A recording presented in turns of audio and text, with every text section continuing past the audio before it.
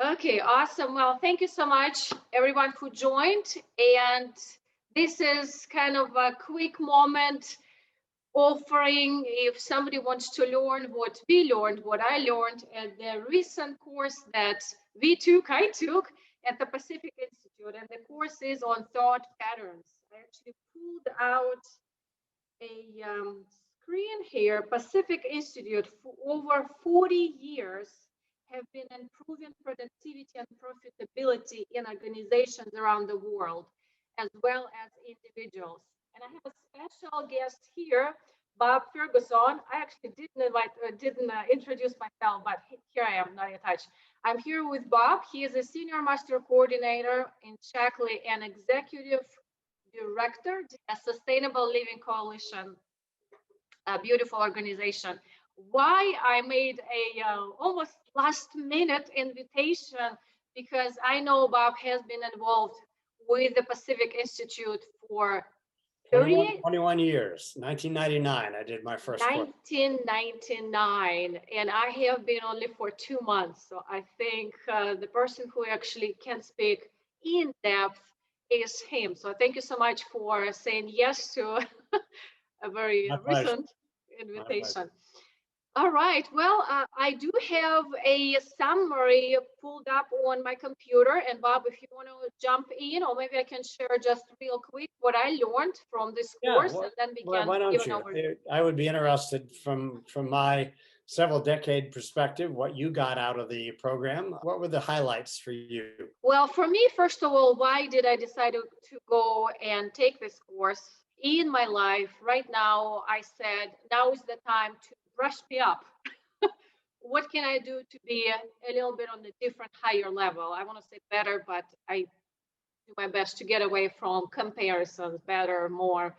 So taken a course that would be something I've never done before. This was my interest. You mentioned about it quite a few times. And the other interest of mine was, besides the personal, is what tools can I learn to teach others? Because there's always something, if it works for you, if you really grasp the concept, you practice, you want to share with others. So it was my double second benefit. What tools can I learn to put in my coaching toolbox? And having a psychology background, I'm actually looking at my notes here. What I loved about how they approached the thought patterns is all really about what is our thinking about? Why do we think what we think? And if we don't like what we think, how do I change it? And why do I actually want to change it? So what the Pacific Institute did with this course, they really explained it in such a as simple as you will see it on the screen, one image, how the whole neuroscience of your body and your brain works.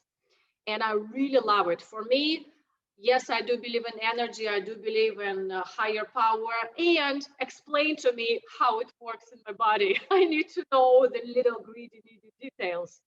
So what we are going to do today, and I asked Bob to share, I will pull out the screen and we actually will give a very quick, it will be a laser overview. So hang on in your chairs and listen carefully. Bob, anything you would like to say before we jump in? Well, just maybe a little bit of background. My colleague suggested that I do this in 1999, and I at him. I said, "Yeah, come on, I don't do that." He said, "Just be quiet and come down to Tucson, and you'll see." And so I was in there for not more than an hour or two before I was completely captured. I was completely enthralled.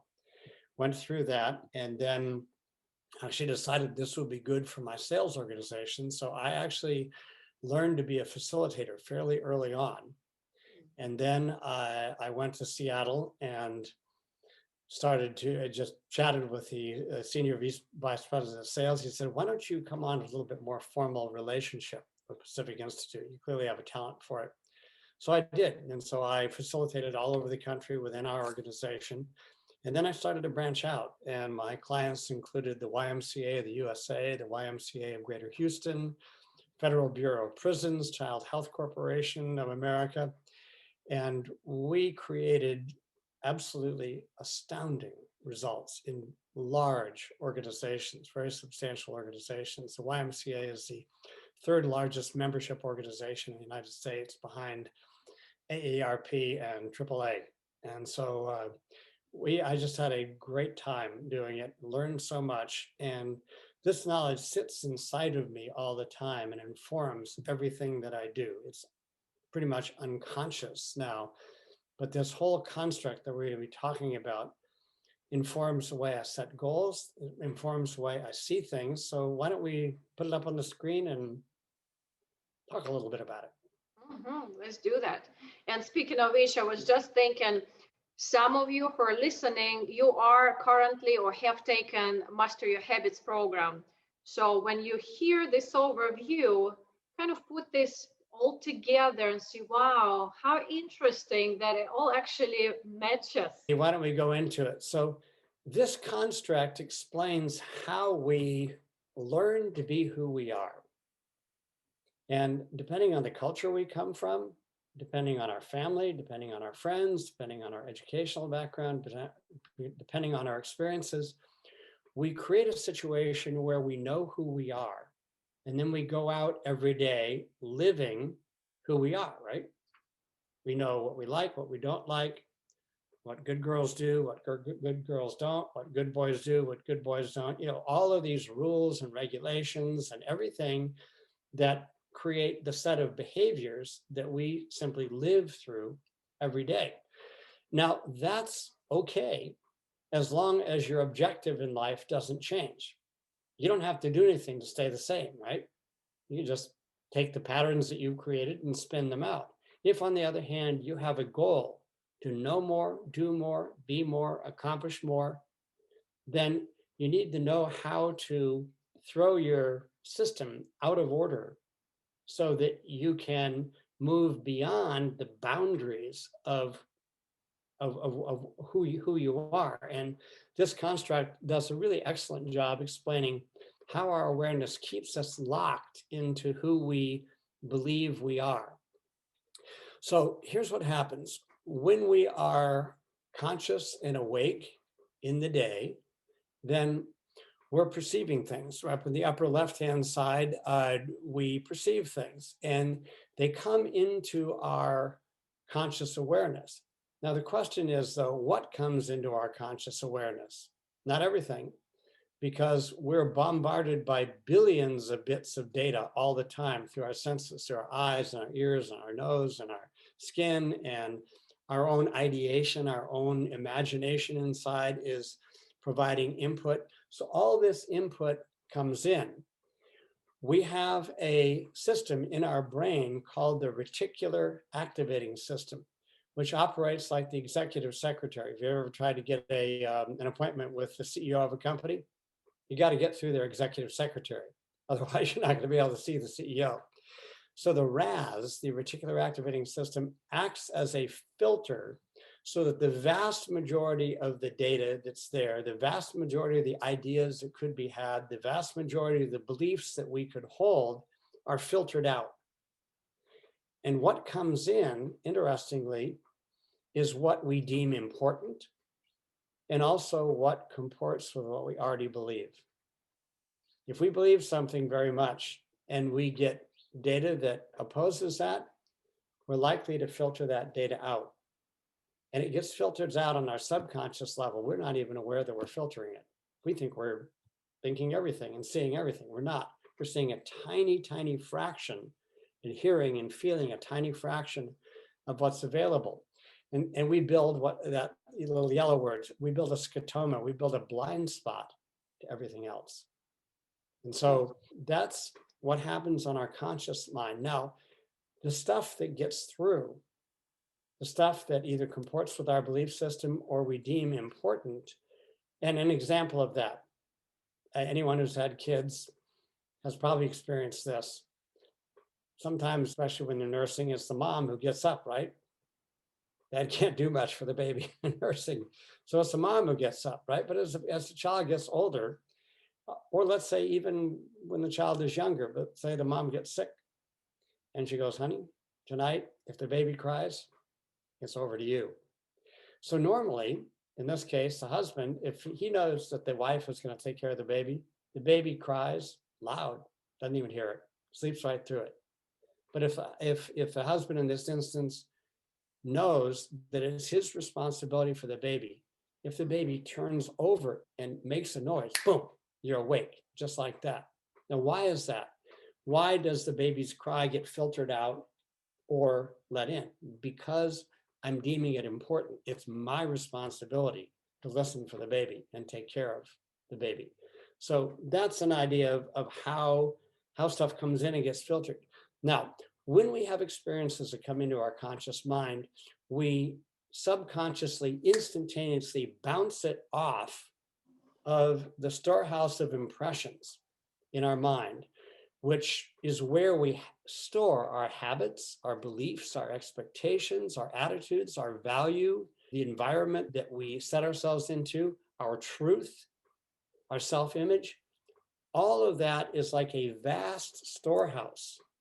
And so we've had some good experiences, we've had some bad experiences. And so all of those are stored.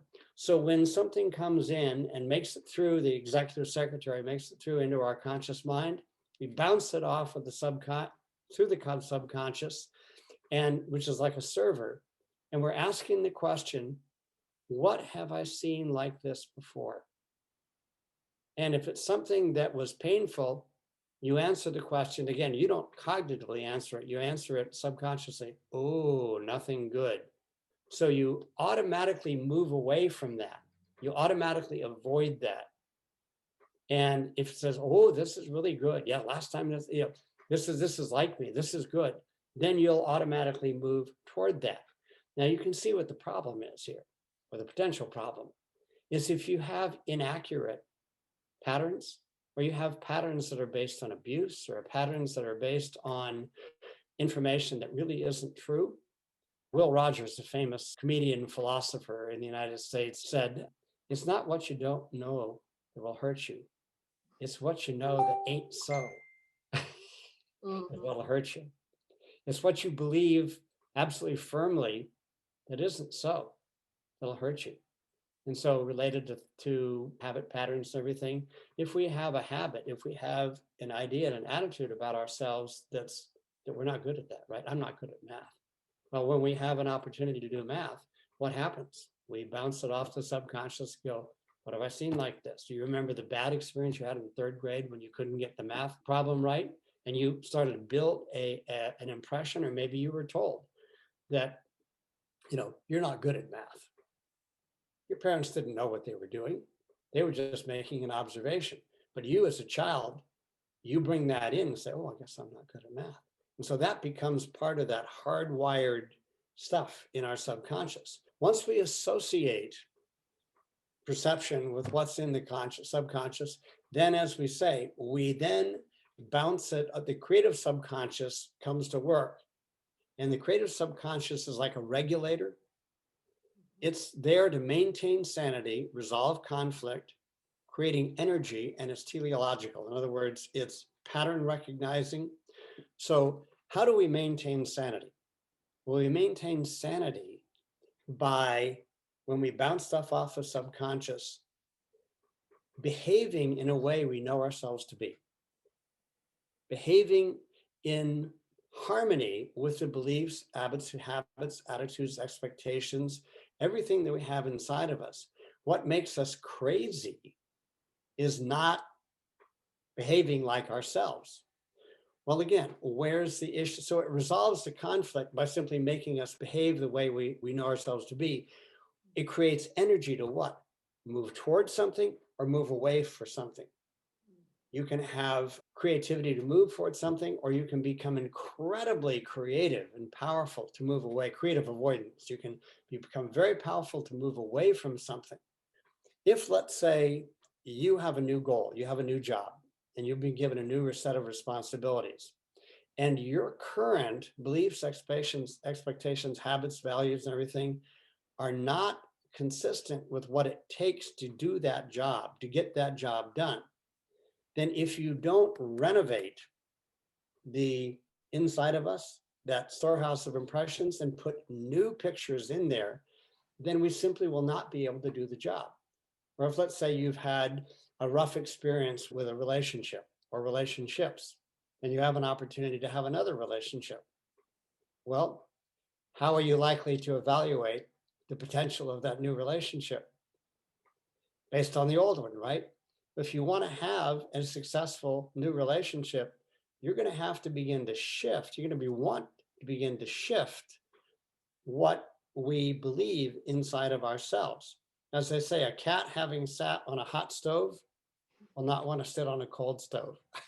So we all have these experiences where we go, what we perceive having a relationship, we evaluate, what is this leading me to? You bounce it off the storehouse of repressions, and it says, you remember this and this and this and this, and you go, oh, nothing good. So we creatively avoid, or anything. That's just a common example that makes it easy to see. Or we've had the experience of being intimidated at our work. We're intimidated in taking on something. Oh no, that's too big for me.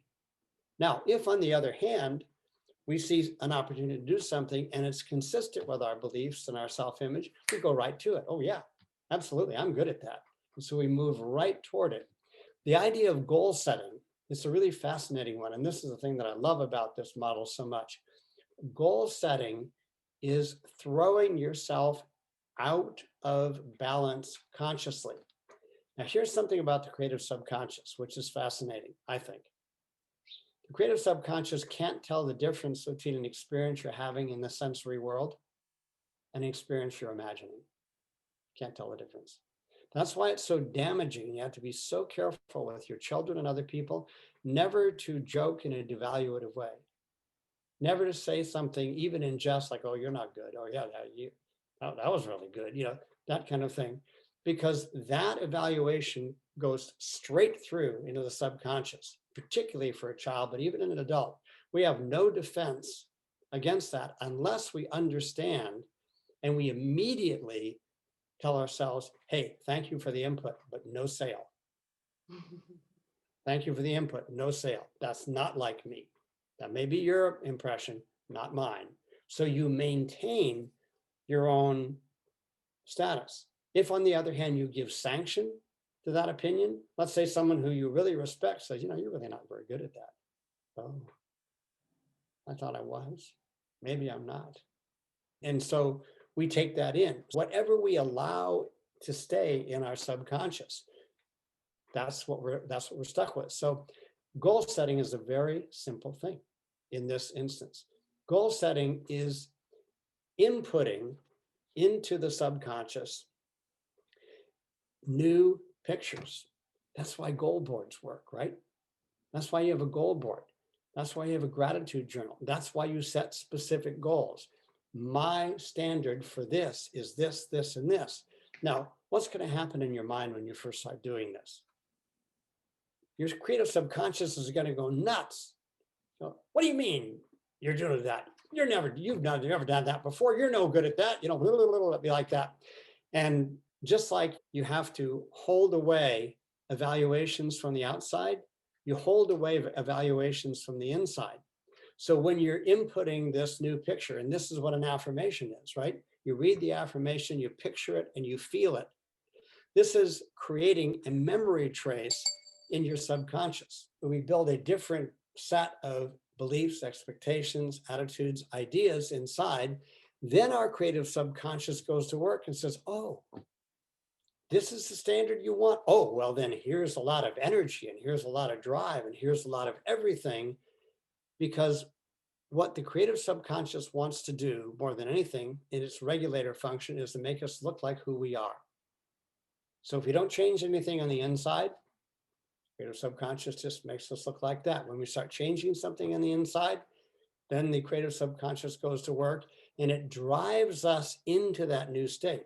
That's basically the model. So we decide, behave, and act based on this process of conscious stuff coming in, bouncing off the subconscious storehouse, and the creative subconscious going like me, not like me, like me, not like me, dangerous, good, good, bad, dangerous, not dangerous. So if we want to change, then we just need to start changing the picture inside. And as Einstein said, imagination is more important than knowledge.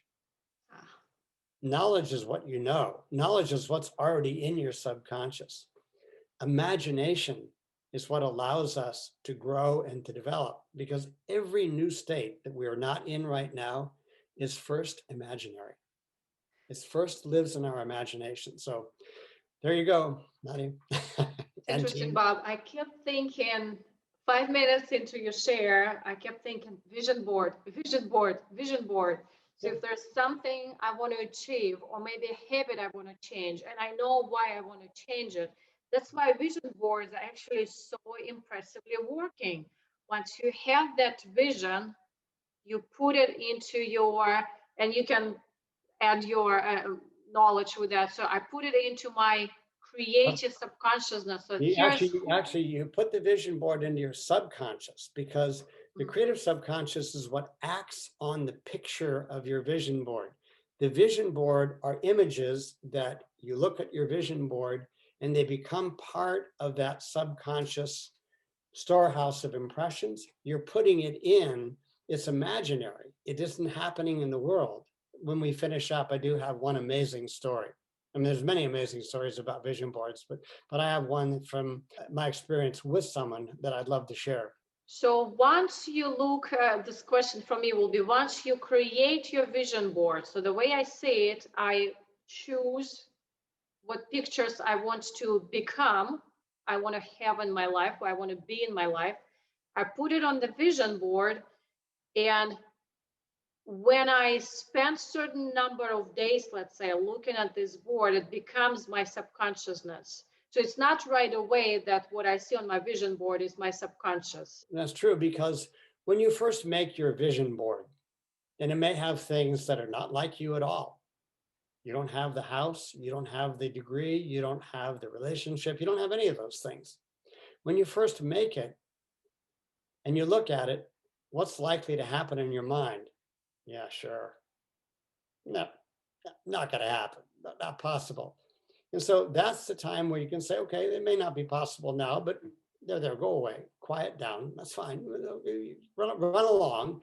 And So that's where, if I may, yep, that's where number three, I evaluate and I decide and behave and act accordingly. that's Is that right? exactly it. That's exactly it. So we're always evaluating. What the creative subconscious does is it helps us evaluate. It helps us evaluate where this thing coming in, we're always looking to maintain homeostasis. We're all looking to maintain sanity. Sanity means that we live on the outside like we are on the inside. We can be a little bit above or a little bit below, right? Here's an example. Someone is used to making $3,000 a month. Yeah, they make 2,900. They're pretty comfortable. They make 3,100. They're pretty comfortable. If they make 1,000 one month, they get really uncomfortable and they get really creative and they work hard, hard, hard. How long? In order to bring it back to 3,000. Now, it works the other way too, unfortunately. If, let's say, you're used to making $3,000 a month and you make a horrible mistake and you make 10,000 in a given month, what does your mind do? If you don't immediately renovate the picture inside of you as a person who makes $10,000 a month, your creative subconscious will find all kinds of ways of you getting rid of the money.